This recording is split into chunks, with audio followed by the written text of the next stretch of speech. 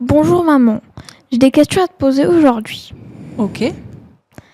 C'est quoi tes questions? Alors ma question c'est quoi l'argent? L'argent. L'argent est un... Il y a différentes façons de voir l'argent. Certains vont te dire que c'est un moyen uniquement de réaliser des transactions, que c'est matérialisé par du papier, des billets ou des pièces de monnaie.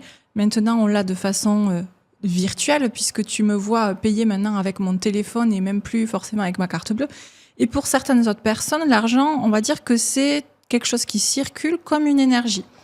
Moi, je te dirais, Léandro, l'argent, c'est une manière, c'est un chiffre.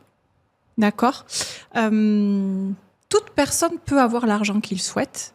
L'essentiel, c'est de mettre les bons plans d'action en place pour obtenir l'argent que l'on désire avoir. Mais c'est surtout au-delà d'avoir l'argent, c'est de décider qu'est-ce qu'on a envie de réaliser avec tout ça. Tu vois, toi, tu as tes rêves avec l'argent. Qu'est-ce que tu aimerais réaliser, Lélé? Je sais pas. Pourquoi on en a besoin de l'argent? L'argent, on en a besoin tout simplement pour vivre, déjà, en priorité, pour s'assurer une sécurité, telle que acheter, tu vois, ou avoir une location pour sa maison, ou acheter sa maison ou son appartement. On en a besoin pour manger. Cela nous permet d'avoir les choses essentielles. Tu sais, il y a très, très, très longtemps, l'argent n'existait pas. Et en fait, on faisait du troc. Donc, c'était un échange d'objets, de services contre d'autres objets ou services. Tu comprends? Et en fait, il a été mis en place le système de l'argent pour donner des valeurs aux choses et s'enrichir. Et comment on économise l'argent? Ah, ça, c'est une grande question. Il y a un très grand débat là-dessus. Comment économiser de l'argent? Pour moi, économiser l'argent, ce n'est pas uniquement le mettre dans ta tirelire, par exemple, tu vois. Parce que l'argent que tu as dans ta tirelire, que tu as sur le compte courant de la banque, ou sous le matelas, ou dans ton porte-monnaie, c'est de l'argent qui dort. D'accord? Donc, il ne rapporte rien. Pour moi, économiser de l'argent, on doit s'en servir sur différents supports. Quand je parle de support, c'est comme si je te disais, c'est différents jeux. D'accord? Tu vois, un peu comme au Monopoly. Quand tu joues au Monopoly, tu as de l'argent, à la banque, elle te donne de l'argent, tu commences à acheter des terrains, des maisons, tu peux mettre des immeubles aussi ou des hôtels, et ensuite tu vas venir récupérer les loyers. D'accord? Et ça va te servir à réinvestir. Et pour moi, économiser l'argent, c'est ça. C'est en premier s'assurer ce que l'on appelle la tirelire, l'épargne de précaution, qui va te permettre à assurer les coups durs. Tu as la roue de ton vélo qui vient à crever, ou comme là, il y a une réparation à faire sur ta moto, ou bien à se faire plaisir, comme venir visiter Paris et passer un moment ensemble tous les deux. Alors, j'ai une question en dehors qui est de mes questions. Si l'argent dort trop longtemps, qu'est-ce que ça se fait? Oh, excellente question, Léandro. Alors, si l'argent dort trop longtemps, tu vas perdre en pouvoir d'achat. Est-ce que tu comprends ce que c'est le pouvoir d'achat? Je ne sais pas c'est quoi le pouvoir d'achat. Ok, the power of money. Le pouvoir d'achat, c'est ta capacité, la manière dont tu peux acheter les choses, tu vois. Si tu laisses l'argent dormir, il ne te rapporte pas des petits. Ok? Donc, l'argent, il est là aussi pour faire des bébés. Et ces bébés, c'est en les plaçant, tu vois, de manière intelligente, sur des livrets, sur certains placements qui vont rapporter de l'argent. Tu me dis si tu veux que je t'explique certaines choses, mon cœur. Et grâce à cela, tu vas aller plus... L'objectif, c'est de placer l'argent de manière à ce que ça rapporte plus que l'augmentation de la vie. Tu vois, quand on fait les courses, par exemple, je te dis, des fois, il faut faire attention à certaines dépenses qui peuvent être futiles. Ou inutiles. Ou inutiles, exactement. Et c'est là où il faut se poser la bonne question. Est-ce que j'en ai vraiment l'utilité? Pourquoi ça me servirait? Pour éviter de faire des achats sur des coups de tête. C'est comme les conneries à 12 €. Exactement. C'est exactement ça. Ou le Lint Dubaï, je sais plus quoi, qui coûte 15 ou 16 balles la tablette. Non, 30. 30 €, pardon. C'est 20. hors de prix. Tu vois, ça pour moi, c'est un achat futile et inutile. Alors que j'adore le chocolat et la pistache. Mais C'est pas le sujet d'aujourd'hui. Mm. Et en fait, si tu viens à placer ton argent et que tu le places d'une manière à ce que tu gagnes plus d'argent que l'augmentation de la vie, ben là, tu vas être gagnant. Et du coup, tu vas pouvoir continuer à investir, alors que d'autres personnes qui vont garder l'argent sous le matelas, dans la tirelire ou uniquement sur des livrets bancaires, ben dans 20 ans, ils se retrouveront avec 3 fois moins d'argent à dépenser. C'est quoi l'investissement immobilier? Alors, l'investissement immobilier, c'est la manière d'acheter des biens immobiliers, maisons, appartements, immeubles, parking, garage, tu peux acheter plein de choses pour y mettre un locataire. Tu vois, tu as un ou plusieurs locataires et en échange d'utiliser pour sa résidence principale, pour ses vacances ou pour stationner sa voiture ou sa moto, en contrepartie, il va nous donner un loyer, de l'argent, pour pouvoir utiliser ce service-là. Okay.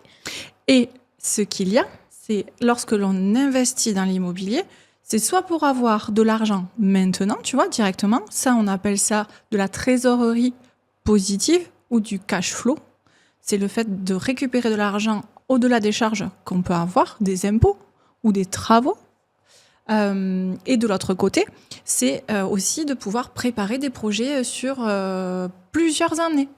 Tu vois, avec papa, on investit dans l'immobilier pour nous permettre de partir à la retraite bien avant l'âge de partir à la retraite ou de décider quand est-ce qu'on partira à la retraite. Alors, j'ai une autre question, mais c'est pas dans les questions. C'est, imaginons, il y a quelqu'un qui gagne 10-20 000 euros pendant un mois. Genre, un mois, il gagne 10 000 euros.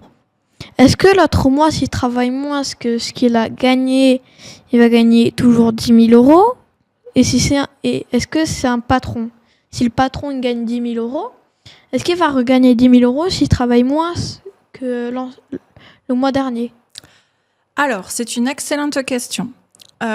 Si un patron travaille uniquement à l'heure, je te prends l'exemple d'une personne qui va uniquement échanger son temps contre du travail rendu et touche toujours la même rémunération, tu vois, mais le moi, même je te tarif. parle d'un travail acharné, un travail où tu travailles pendant longtemps sans t'arrêter. D'accord. Alors, par rapport à ta question, une personne qui va venir gagner 10 000 euros dans ton cas, un patron qui va gagner 10 000 euros ce mois-ci et qui va moins se travailler, s'il ne met pas une bonne règle du jeu en place, une bonne stratégie pour se dire je veux travailler moins pour gagner pareil, il va pas y arriver. Et aujourd'hui, les patrons, comme tu dis, les entrepreneurs, ils sont limités à se dire tous, je gagne de l'argent parce que je fais beaucoup d'heures. Et ça amène à être vraiment épuisé. Alors qu'il y a des moyens de fidélisation, par exemple, de leurs clients pour continuer à gagner de l'argent tout en donnant des services, en mettant des systèmes automatiques qui vont leur permettre de pouvoir bien gagner leur vie et passer du temps avec leurs enfants. Et si tu n'es pas patron, est-ce que tu gagneras la même somme? Tu veux dire si t'es pas patron, t'es salarié? Si t'es salarié et que tu gagnes, je sais pas, 20 000 euros et que tu travailles beaucoup et que l'autre mois tu travailles beaucoup moins, est-ce que tu gagneras toujours 20 000 euros? Oui. Bon, déjà, un salarié qui gagne 20 000 euros, c'est chaud cacao quand même, hein, parce qu'en moyenne, c'est 1 500 euros à 2 000, tu vois. Imaginons avec la baguette magique que les salariés en France gagnent 20 000 euros par mois, messieurs, dames. Alors, qu'est-ce qui se passe? En fait, un salarié, avec son patron, il va y avoir un contrat de travail qui va être fait. D'accord? Donc, pour donner les règles du jeu de chacun. Et dedans, il va y avoir le temps de travail et le salaire qui va être donné. Si quelques jours dans le mois, le salarié est un peu fatigué ou il a des petits soucis qui viennent être moins performant dans son travail, il va toujours gagner le même montant. Tu comprends? Alors qu'un patron, s'il met pas la bonne stratégie en place et qu'il va pas chercher les clients, il gagnera jamais la même chose.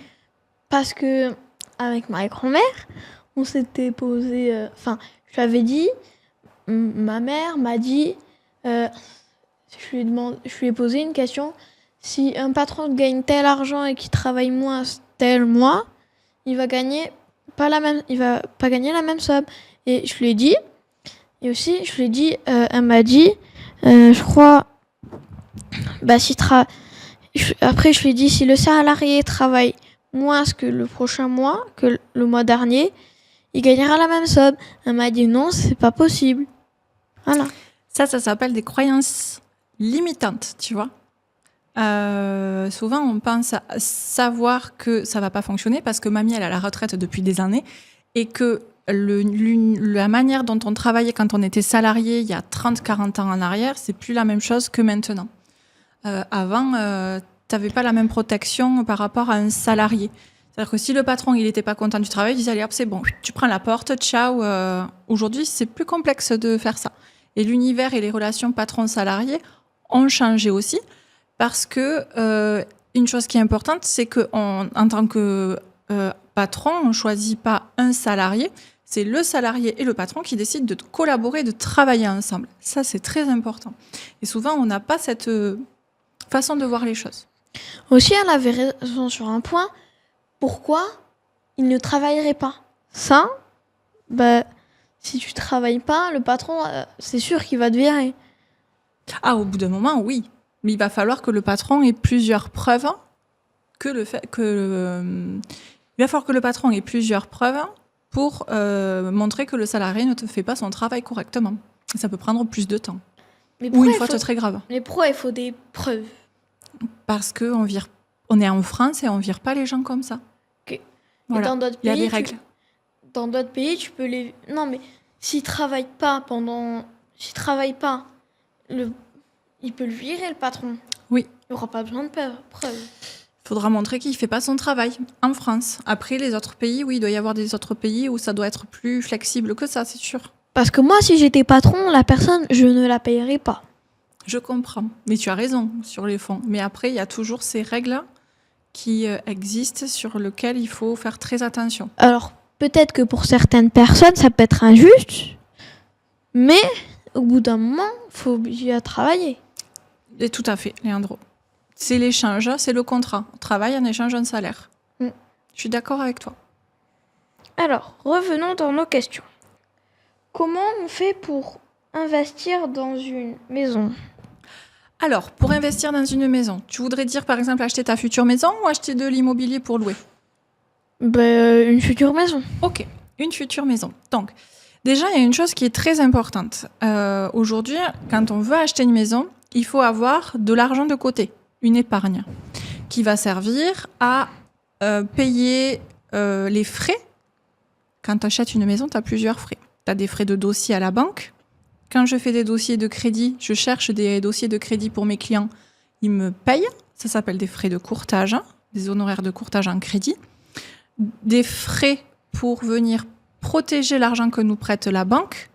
Ça s'appelle une garantie.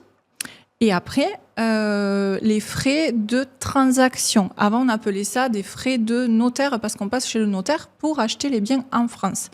Dans d'autres pays comme les États-Unis, on passe par un avocat. Donc l'homme de loi en France, c'est un notaire.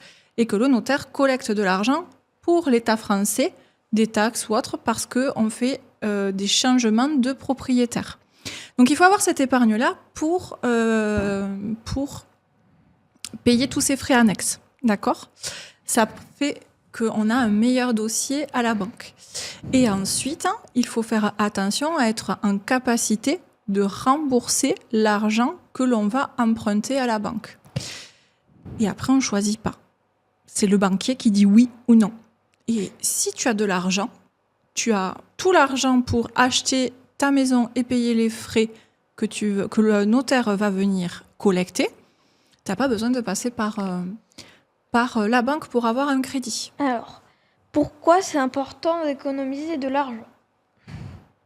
C'est important d'économiser de l'argent pour les coups durs, mais aussi pour se faire plaisir. C'est quoi une coup dur ? Un coup dur, tu vois, le Covid, t'étais petit. Oui. T'étais tout petit. Oui. Mais dans certains pays, tu vois, comme l'Espagne, pendant le Covid, les Espagnols n'ont rien touché de l'État espagnol. Tu vois, rien du tout. Donc, ils ont vécu sur leurs économies. Si tu n'as pas d'économie, comment tu fais pour vivre ?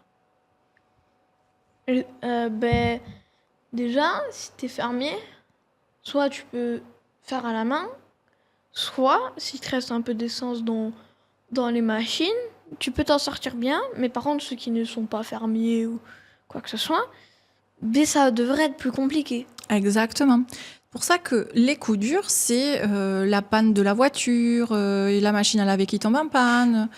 Et puis tu sais, ça peut être des coups durs aussi d'être malade. Parce que si tu tombes vraiment malade, je te parle pas d'un rhume ou d'une gastro, tu vois, mais tu viens à tomber vraiment malade et pendant plusieurs mois, tu as du mal à travailler ou tu peux pas travailler. Si tu n'as pas tes économies ou tu n'as pas mis en place des assurances pour te protéger, qui vont te verser ton salaire tous les mois, ça peut remettre en question tout ce que tu as créé. Donc c'est pour ça que c'est très important d'avoir de l'épargne. Et l'avant-dernière question, quelle est la différence entre entre un entrepreneur et un salarié? Ah, excellente question. Alors, avant que tu répondes, pour moi, C'est un quoi pour toi? entrepreneur, Ouais. c'est quelqu'un, par exemple, qui achète des bâtiments pour les revendre. Et un salarié, c'est quelqu'un qui travaille pour gagner sa vie, travaille beaucoup et travaille pas. Ok, Voilà, c'est quoi pour moi un entrepreneur? d'accord. Un entrepreneur, déjà pour moi, la notion d'entrepreneur, c'est quelqu'un qui veut créer des choses, créer des projets, qui a un pouvoir, qui a dans ses convictions, et il ne lâchera rien tant qu'il n'a pas atteint son objectif, tu vois. Il idéalise quelque chose, il l'a au fond de lui, et il sait que son chemin, il est là et qu'il faut qu'il atteigne son but. Pour moi, c'est un entrepreneur. Tu vas avoir des personnes qui sont indépendantes, qui se disent entrepreneurs, mais qui font ni plus ni moins que ce que fait, tu vois, le voisin ou le concurrent d'à côté. C'est là où on fait la différence entre une personne qui est indépendante, qui a son propre entreprise, et celui qui est là pour vraiment réaliser de beaux projets. Il est seul, il ne dépend que de lui-même, l'entrepreneur, puisque si il rentre pas de l'argent, il peut pas se rémunérer. Alors que le salarié, il va exécuter ce que lui demande son patron. Tu comprends? En échange d'un salaire. Il va avoir un cadre de travail, des horaires de travail, il va avoir toutes les règles du jeu pour dicter sa vie professionnelle. Ok. Voilà. Alors, comment on fait pour gagner de l'argent quand on est enfant?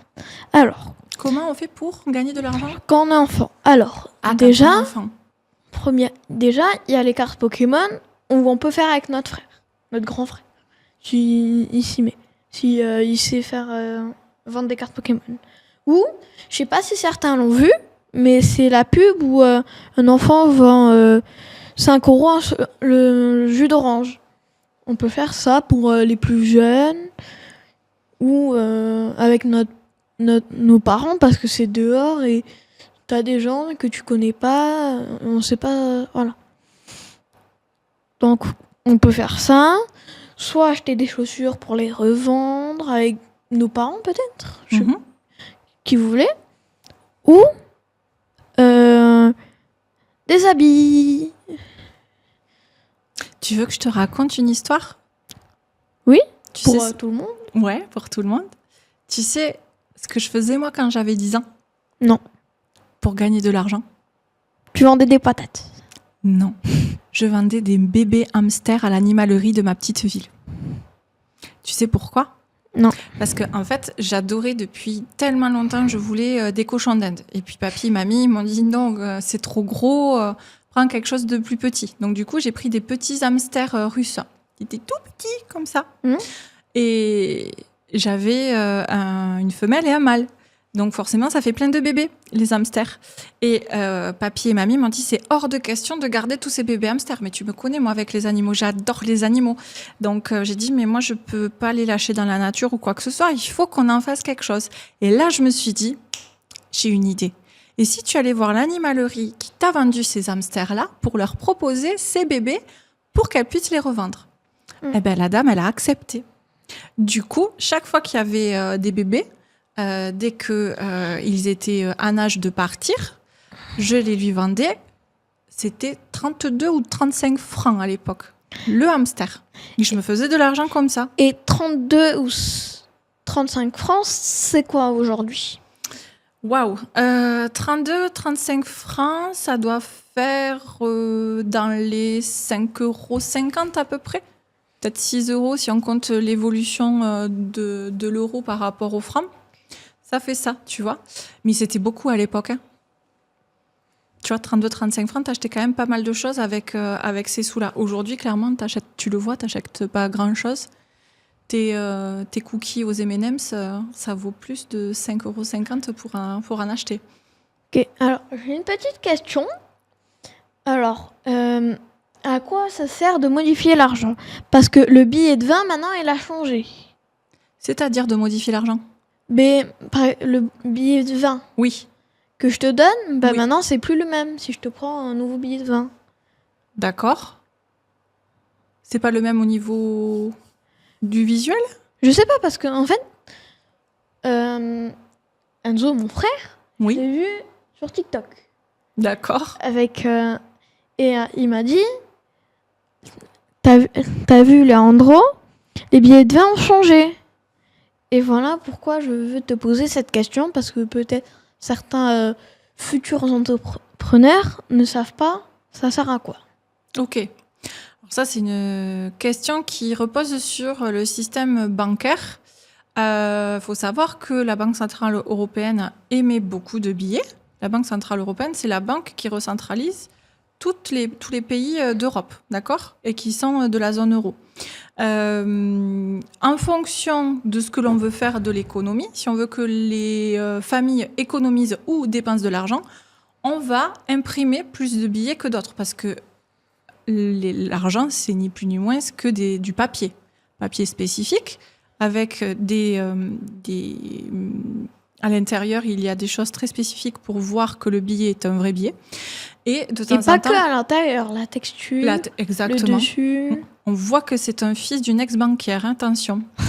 Cela, en fait, il arrive des moments où il faut imprimer plusieurs billets et des fois, on change ce qu'il y a sur le billet. Ok. C'est bon pour toi, mon ange? Est-ce que tu as d'autres questions, Leandro? Non, donc on va se quitter. On va se quitter, Leandro. Pour cette vidéo. Parfait. Merci, Leandro, pour tes questions. De rien, maman. Je t'aime.